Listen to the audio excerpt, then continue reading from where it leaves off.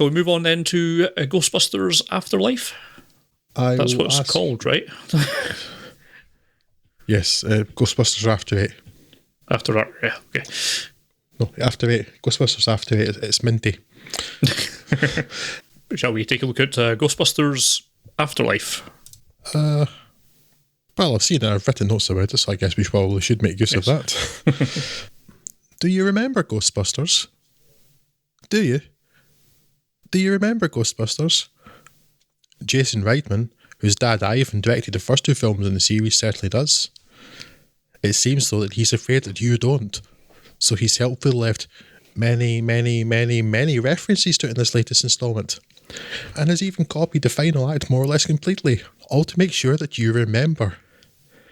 Yes, I'm sure that's why. I mean, it's not just a cynical, cash-grabbing soft reboot, right? Who in Hollywood would do such a thing? And I'd like to assure you that at no point at all while watching it was I reminded of The Force Awakens. Nuh-uh. Strange, though, that what I guess was a family film, phantasmic fellatio aside, by marketing, but at least a film for adolescents by tone, should be so celebrated 40 years later in a film very much aimed at kids, who have almost certainly never seen the original. Strange still that it should start with an old Egon being murdered by a demon, causing his dilapidated house and dirt farm to be left to his estranged daughter, whom he abandoned because apparently he became an arsehole. Egon, it seems, was obsessed with a mine in the middle of Oklahoma, owned by Shandor Mining Company. Because what Ghostbusters, a comedy film about some academics who become schlubby blue-collar exterminators who accidentally saved the world, really needed was lore. His attempts at stopping this mine being the centre of another coming of Gozer seemingly failed with his death. But fortunately for the world, his daughter is broke, so she's forced to move to Oklahoma with her children where they can find out what their grandfather was up to and stop all this ruckus. This will involve visiting the mine, where we're treated to lines supposed to show just what a scientific genius 12-year-old Phoebe, the film's protagonist, is. Like, how do you make steel beams from a semiconductor like selenium? Which, rather than me marvelling at her knowledge of semiconductors at the age of 12, just left me wondering how you make steel beams from anything at all that's not steel. To resurrecting Ecto-1, strapping on a proton pack and destroying stuff, not being believed by the authorities, people being turned into demon dogs and then saving the world. And somehow the Ghostbusters will have collectively passed out of memory in this universe, with only Paul Rudd's summer school teacher remembering them, and no one seemingly aware of New York City being terrorised by a giant marshmallow man, nor of the Statue of Liberty striding down its avenues. Ghosts too, it seems, only existed for a couple of years and have never been heard of since the 1980s. As I alluded to earlier, the Saving the World bit is just the final act of the 1984 film done over, differentiating itself from that film in only two significant ways. One, being emotional and sentimental, two words that apply to exactly 0% of the running time of the original, and which are exceedingly unnecessary and unwelcome here. And two, continuing the deeply disturbing and unethical trend of literally raising the dead from the grave and representing them on screen without their consent. Something I only expect to get worse as technology gets better. For all that, I did enjoy it for the most part, particularly the performance of McKenna Grace as Phoebe, which had worried me beforehand, but is generally pretty engaging. Carrie Coon and Paul Rudd give reasonably entertaining performances, but beyond that, there's a reason I've only named one character so far, and that's because the film has only one character, and that's Phoebe. It doesn't do anything egregiously badly, save the irritating comedy sidekick, the self-monikered podcast, who, in the way of all comedy sidekicks, is not funny and who you'll want to see bloodily dismembered, and who you'll inevitably be disappointed to see survive instead. And a wasted cameo from J.K. Simmons, which is always a crime. It helps us suspect that I don't have the original Ghostbusters on the same pedestal that so many seem to. Ghostbusters was, and is, a good film. I enjoy it. And that's it. It's not special and it never was. And Ghostbusters Afterlife is fine, but it just didn't need to exist. and the potential reasons for it doing so seem at best misguided and at worst deeply cynical. 11 out of 10. Says Paul Ross. I was pretty lukewarm on the general concept of this film when I first heard about it, and every more detail that gets unveiled about it makes me less and less wanting to see the damn thing. So yes, I haven't. And I will probably keep it that way until at some point it appears on TV and I'm too lazy to change the channel. It just sounds bad. I'm sure if I did watch it, it's probably competent enough that I would get some enjoyment out of it, but it just sounds so amazingly cynical, and I just don't want to be involved in it anymore. There's enough of that stuff going around already. I don't need to encourage it with any of my hard-earned dollars going towards it, so happy to sit this one out. Yeah. Honestly, it's fine. It could do with being a bit shorter. That'll not surprise you to hear coming from me. Although it's not the biggest culprit in that sort of thing. It's strange to see who it's aimed at. It really feels... Although I remember going to see the original Ghostbusters when it came out in the cinema. So I'd been 5. And I remember like that it being promoted like a family film because it was on an Andrex promotion and stuff. The badges for it somewhere. I went Ghostbusting with Andrex and stuff like that. So yeah, I remember all of that, and I remember the film then. But when you look at the film now, it's definitely not like a kid's film. No, and I'd say it's a stretch to even call it like a family film, and not just because of the infamous fellatio scene, which is weird. But like kind of like what now would be kind of like a 12A or something. It actually seems on a more appropriate rating. It's not like there's much in it, but in terms of age, yeah, there are people who are going to get the stuff and it's fine. But that's a 40-year-old film nearly. Yeah. So they've come back to nearly 40 years later in a film that's very much pitched at kids. And for all of his genuine link to it because his dad and his claim to love Ghostbusters stuff, Jason Reitman, it feels so cynical. Yeah.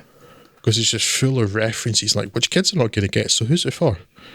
It was only for adults who are kind of the rather sad group that like consider themselves Ghostbusters fanboys or something like that. Yeah. And it's weird. Again, it doesn't make any sense to because in the world, Ghostbusters is meant to have happened, but like the characters completely changed, and it doesn't make any sense why they did what they did or didn't do what they didn't do. And also the entire world has forgotten about giant monsters walking around New York that actually happened. Can you imagine the stand-up routines in that universe? like some Paul K analog. Do you remember a few years back when there was ghosts and the Statue of Liberty came alive and there was the giant marshmallow things? That was funny, wasn't it? What was that all about? Do you remember that? Which I suppose fits in quite well with the general theme of what you're saying the film's about. Yeah. Whereas the only references to, like, the only person in this town that seems to know anything about it is Paul Rudd's character, and he only can show these kids by showing them a YouTube clip of the original TV adverts that maybe a couple thousand people have seen, a couple thousand views in it. And then, like, so it's full of these stupid fan service references, and it's really annoying. I don't think it needed to make another Ghostbusters film at all, but no. It's okay, it's entertaining enough. It's just, I don't know who the audience is for this. It's like I say, it's very much a kids' film. The main character's a 12-year-old, and that's what I was like. It's going to be like precocious, really. And the first film is a comedy, whereas the trailers for this make it look like a horror film. Yeah. Which fortunately it's not, but it's not like a comedy. It's got comic bits in it, but it's not a comedy. Not in the same way, anyway, not like a pure comedy. And then it's so full of fan service, and I hate it. Like at one point, like the third act it's nearly carbon copy of the end of the 1984 film with the dogs and people turning into dogs and ghosts are coming back, although this time Zool's played by Olivia Wilde unrecognisably, so that was a worthwhile casting performance and paycheck to give out. And there's the scene where the Stay Puffed marshmallows apparently still exist in this universe, despite that brand surely having been burned by a monster attacking New York. Yeah. But suddenly they become miniature Stay Puffed marshmallow men, and then they start kind of acting in a way that comes from like another 1984 film, because they basically start acting like gremlins. Like, nothing in this film is original, because I've seen Gremlins, I know where that comes from. That's exactly like Gremlins. And I don't know that what happens in Gremlins isn't a reference or inspired by another film. I haven't watched all the films in the world, unfortunately. But like Ghostbusters is famous for 94, so is Gremlins. Gremlins, and like the end of it is so, with these wee marshmallows, so like Gremlins, so even that's not original. And also it's like, why are they there? And then it really does seem cynical, because it's like, oh, it's nostalgia for a 1980s thing. Let's cast one of the people from Stranger Things. Yeah. And because Finn Wolfhard plays the older brother who doesn't have a character. There really is only one character in this. Everybody else is, there may be a characteristic, or there may be they exist largely to turn into a dog, which is the case for two of them. But then you've got Finn Wolfhard now because Stranger Things in the 1980s. And it feels so calculated. And then you have this horrible manipulative ending that didn't need to exist, has nothing to do with the original, because the original has nothing like that at all. And also sees Harold Ramis get recreated on screen. He's dead. He didn't get a choice about this. I just find that sort of thing incredibly unethical, immoral, deeply concerning. And as I said, I think that thing's only going to get worse. Yeah. It was bad enough when you had Audrey Hepburn being dragged from the grave to advertise chocolate. It's an advert. You can largely dismiss that, but when you actually have somebody doing a role, like, in the point, like a role that they might never have played or not agreed with or something, and you just, no, we're going to create them now. But apparently other people don't have, ethics or anything. Yeah, and for all that though, it's not an unenjoyable film. I just don't think it should exist. Yeah. So maybe I wouldn't have known this till I'd seen it, of course, but by going to see it at the cinema, I've helped justify its existence, which is bad. But I didn't know that till I saw it, so there's no way to. It's the cynicism that gets to me, though. And also the mystery of who's the audience. Yeah. Who's this for? Because there's no way kids are going to know what any of these references are to. But yeah, Ghostbusters didn't need lore. That's like the fact that Igor Shandor had created this building. It's like they made some sort of vaguely odd-sounding name, and it sounds like it might come from the areas of Europe, like around Transylvania or something, like kind of spooky stuff in literature that's been in the past. And then they kind of stumble into saving the world. But no, now there's Igor Shandor lore. Yeah. Yeah. I'm going to stop talking about it now, because the more I talk about it, the less I'm going to like it, and I did enjoy it. So I should probably just leave it there.